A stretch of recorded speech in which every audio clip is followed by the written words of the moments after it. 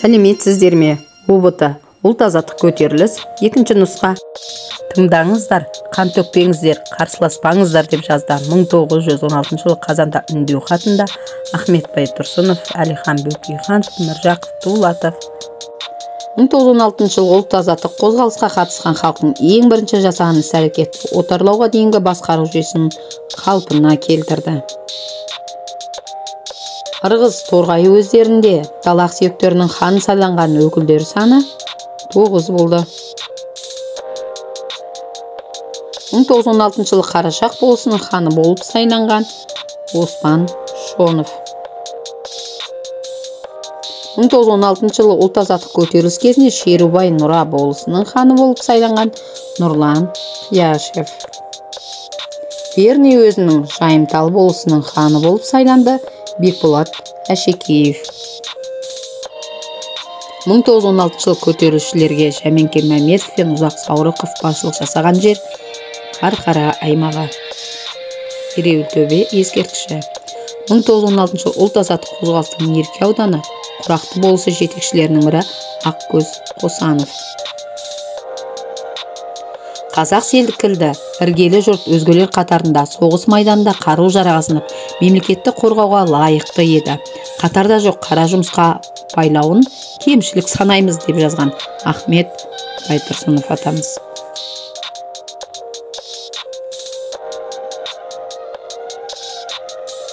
Ұлт азаттық көтерілістің ірі орталықтары Торғай, Жетісу жерлері.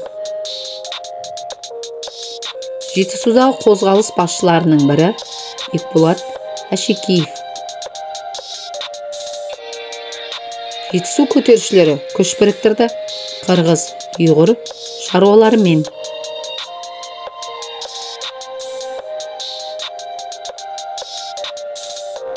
Жетісудың генерал-губернаторы Фольбаум. 10 мыңнан астам қазақ-қырғыз көтерілісшілері басып алған елді мекен Тоқмақ. 5 мыңнан астам көтерілісшілер жазалаушы отрядын талқандап басып алған жәрменке Қарқара жәрменкесі. Қытайға ауып кетуге мәжбүр болған халықтың саны 238 мың. Қозғалысқа қатысқандар жазалау кезінде 347 адам атылған өңір Түркістан өлкесінде. Ұлт азаттық көтерілістің ең ұйымдасқан табанды қарсылық көрсеткен халық көп қатысқан орталығы Торғай облысы.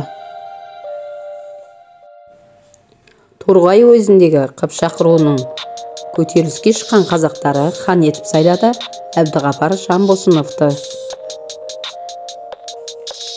Торғайдағы көтерілістің сардарбегі Амангелді Иманов. Алған біліміңді қорытындылап көр. Сау болыңыздар. QR код арқылы тесті тапсырып көреміз.